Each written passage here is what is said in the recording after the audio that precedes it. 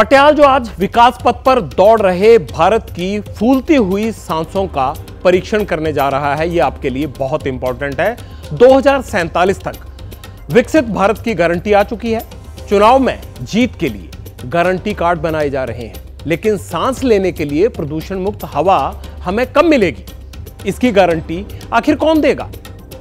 आज यह सवाल पूछना इसलिए जरूरी हो जाता है क्योंकि 2027 तक भारत को दुनिया की तीसरी बड़ी इकोनॉमी बनना है।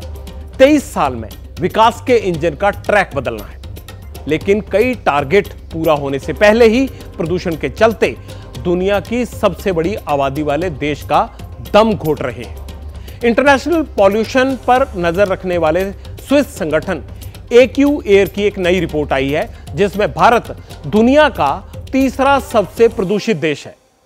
दिल्ली दुनिया की सबसे प्रदूषित राजधानी है। गौर से सुनिएगा इन आंकड़ों को। दुनिया के टॉप 50 प्रदूषित शहरों में 42 शहर भारत के हैं और भारत की 130 करोड़ से ज्यादा यानी 96% आबादी खराब हवा के बीच सांस लेने के लिए मजबूर है। इसीलिए जनहित में आज पटियाल यह सवाल पूछ रहा है कि चुनावी गारंटियों और न्याय के नारों के बीच साफ हवा का मुद्दा कहां गुम हो जाता है। राजनीति की गारंटियों में गुम होते प्रदूषण के मुद्दे पर पब्लिक क्यों सोच विचार नहीं करती? राजनीतिक दलों के लिए पॉल्यूशन क्या सिर्फ पॉलिटिकल टूल बन चुका है? लेकिन प्रदूषण पर आई नई इंटरनेशनल रिपोर्ट में भारत के हालात पर एनवायरमेंटलिस्ट जो हैं उनको चिंता में डाल रही है। कितने दुर्भाग्य की बात है कि जो 2.5 PM वैल्यू करीब 5 माइक्रोग्राम पर क्यूबिक मीटर होनी चाहिए थी, वो अपने देश में 10 गुना ज्यादा इन शहरों में है। तो ये एक बहुत बड़ी चुनौती है और एक बड़ा गंभीर विषय ये है कि एक तरफ जहां हम पानी के संकट की तरफ चले गए, वहां दूसरी तरफ हम एयर क्वालिटी के संकट में हैं। और ये करीब 94% देश की जनता इस एयर पोल्यूशन के चपेटे में है। ये आंकड़ा जो लिया गया है वो बताता है।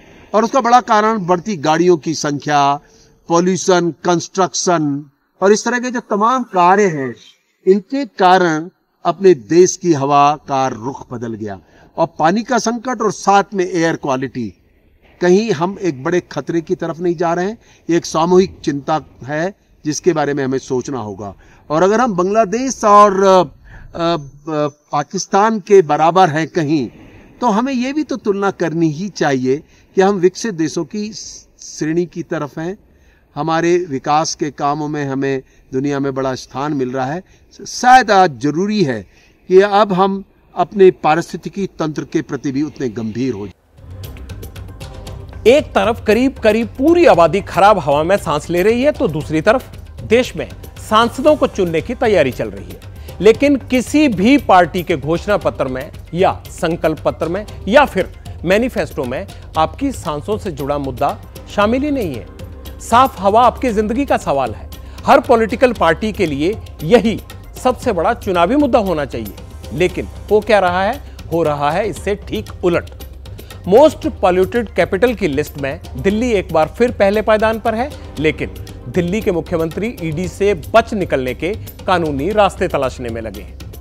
दिल्ली भारत का तीसरा सबसे प्रदूषित शहर है, लेकिन सबसे पुरानी पार्टी सियासी वजूद बचाने के लिए बिहार से लेकर यूपी तक ताकत जुटाने में लगी है। दुनिया के सबसे ज्यादा प्रदूषित टॉप 50 शहरों में अकेले भारत के 42 शहरों का नाम दर्ज है, लेकिन देश को चलाने वाली पार्टी 50% वोट शेयर के देशव्यापी अभियान को पूरा करने के लिए अपना कुड़बा बनाने में जुटी है।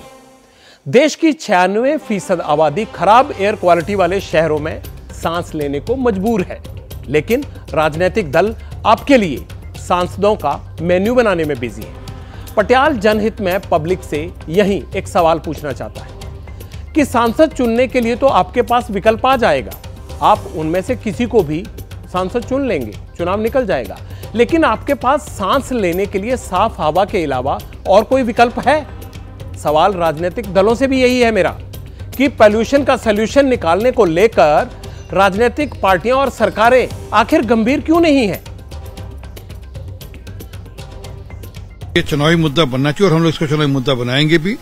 और अभी के लिए नहीं, आगे आने वाले विधानसभा चुनाव में भी चुनाव मुद्दा बनाएंगे, क्योंकि जिन लोगों ने वादा किया था कि हम लोग दिल्ली के अंदर से पोल्यूशन हटाएंगे, हम दिल्ली में पोल्यूशन की चिंता करेंगे, वह लोग आज करने में विफल हुए। जो पोल्यूशन है वह लोकलाइज इशू है, वह वहां क्षेत्रीय सरकार या राज्य सरकार का इशू है।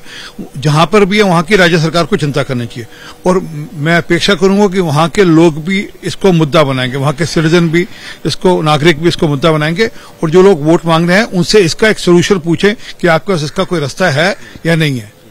सिर्फ जनता से जुड़े जो भी मुद्दे हैं आम आदमी पार्टी उसको लगातार उठाती है। पोल्यूशन भी हमारे लिए एक बहुत गंभीर मुद्दा है। इनफैक्ट हमने अपने मैनिफेस्टो में भी यूज किया है। हमारी कोई भी पॉलिटिकल पार्टी इसको अपने मैनिफेस्टो में कभी नहीं लाई। और हम सिर्फ कहते नहीं हैं, हम काम करके दिखाते हैं। आप देखिए पार्लियामेंट में टेबल हुई थी एक report last year, economic survey, जिसमें ये बताया गया था कि 2016 के मुकाबले में अब तक दिल्ली में करीब 31% पोल्यूशन कम हो गया। प्रदूषण पर जो वर्ल्ड वाइड रिपोर्ट सामने आई है उसमें दुनिया के सबसे प्रदूषित शहर में जो नाम दर्ज हैं वो भी भारत में ही है। पटियाल ने आपके देश में प्रदूषण पर जो आंकड़े दिखाए हैं उनमें दुनिया के टॉप 50 पोल्यूटेड शहरों से जुड़ी जानकारियां देखी, लेकिन दुनिया के सबसे प्रदूषित शहरों के देश का कोई मेट्रो सिटी नहीं, बल्कि बिहार का एक जिला बेगूसराय है। क्राइम रेट के लिए पहचाने जाने वाला बिहार का यह जिला प्रदूषित शहरों की लिस्ट में सबसे ऊपर जा पहुंचा है। दुनिया के 50 सबसे प्रदूषित शहरों में अकेले 13 जिले बिहार के हैं। खराब हवा के लिए बेगूसराय देश का सबसे प्रदूषित शहर है। लेकिन क्या वाकई ही बेगूसराय भी इस मुद्दे को लेकर संजीदा है?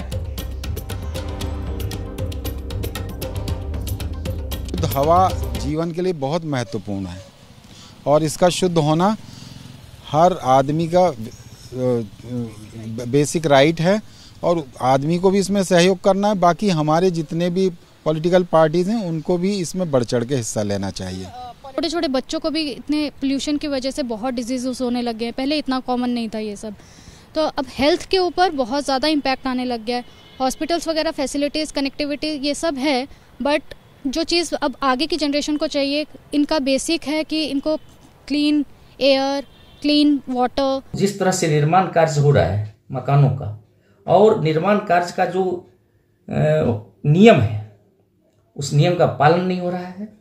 जो भी निर्माण कार्य होना चाहिए उस पर जो अथॉरिटी है, जिसने नगर निगम क्षेत्र है या पंचायत क्षेत्र है, तो वहाँ जो भी निर्माण कार्य हो रहा है इस तरह का, उसको कवर करके करना है। प्रदूषण का वजह अभी नाला निर्माण का कार्य हो रहा है, इसमें जो भी ठेकेदार है उनको विशेष करके पानी छिड़काव पे ध्यान देना चाहिए था, जो कि वो बिल्कुल नेग्लिजेंसी में इसको कर रहा है। तो बेगूसराय का विकास या ये जो टूट फूट और प्रदूषण से मुक्ति दिलाने का वादा करे कुछ जो प्रत्याशी, उसको हम लोग वोट देने का प्रयास करेंगे। बेगूसराय के लोगों से ये गुजारिश होगा कि आप खुद आगे आए और प्रदूषण पे कंट्रोल करें, अपने वातावरण को सुरक्षित रखें।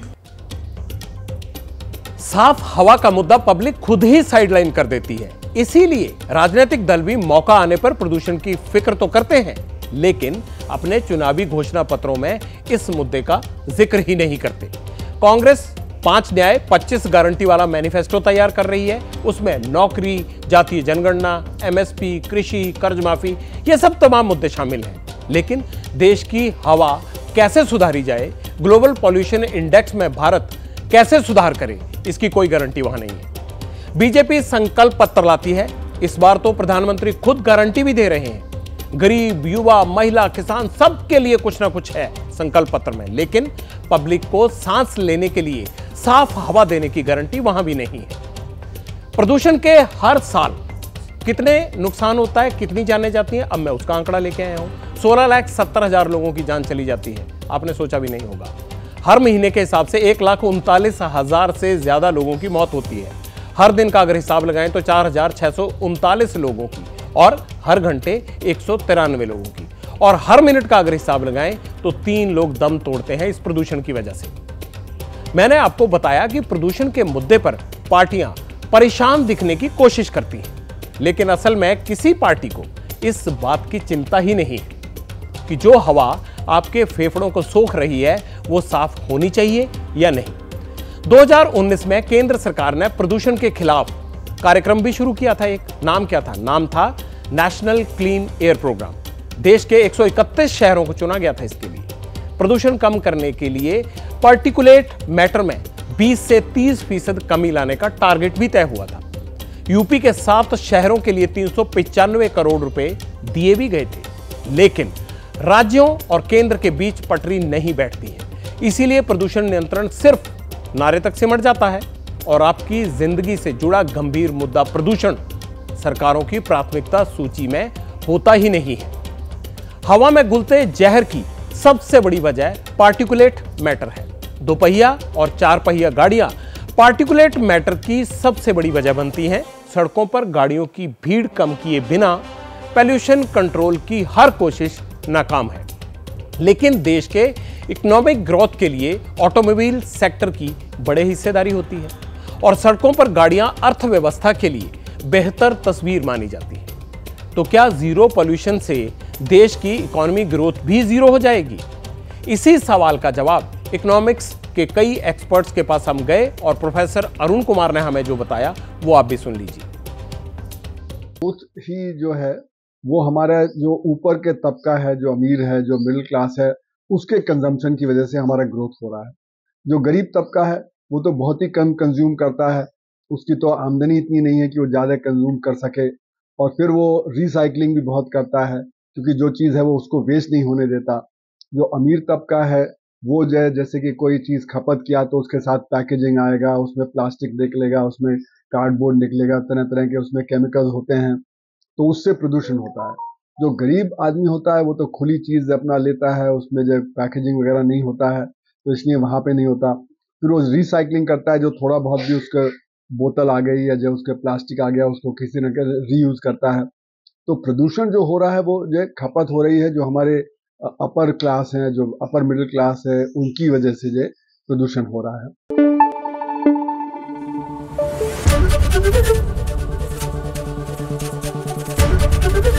एबीपी न्यूज आपको रखे आगे।